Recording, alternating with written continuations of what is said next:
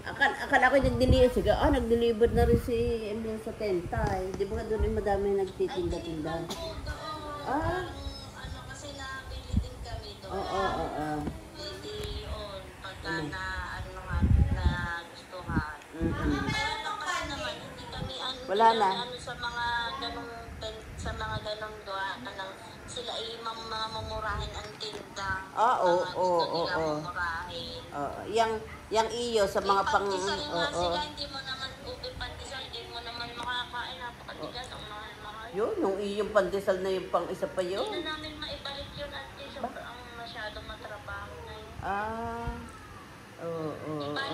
Ang inaano namin talaga, kung ibabalik namin yun, yung may tao na. Oo. Sila lang. Ay, yung bagang iyong yung pang mo, nariyan pa rin sa iyo. Ano yan? Yung pang mix na malaki. Nandito, hindi ko rin ina.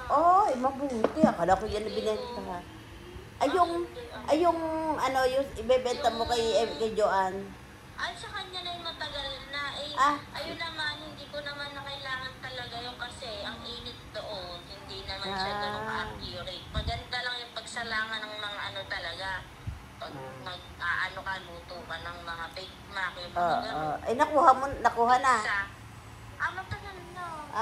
Deliver ko na mismo sa kanya. Kumuha na po kung mag-deliver. Mabuti naman. Akala ko minariyan pa sa iyo. Isa kayo ngayon. Narito ako sa bahay. Kanina naman. Kanina kami may nakapaglibing hanggang tanghali. Doon sa opisina. Ay, naman sa nagkaroon din nung asawa ni Emma? Oo. Alam mo ba naman yan? Ay, hindi ganito nga yun. Parang kami nagkausap ni mama mo noon. Para nabanggit niya, pero hindi hindi nag-sink in sa aking isip. Yung parang, at ganang parang nabanggit lang eh. Tapos, si Apollo, nung araw na ng libing, mag-aalas 12 na. Sabi, ate, makikipaglibing ka? Sige, sinong patay? Sige, yung asawa ni Emma. Ha? Sabi kong ganon. Ay, anong oras sabi kailan ang libing? Ngayon ng alauna. Ay, mag-aalas 12 na yun, 11:45. Ay, di kami bilis-bilis.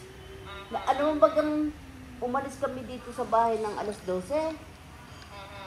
Hindi. Umalis kami sa bahay ng 12:30.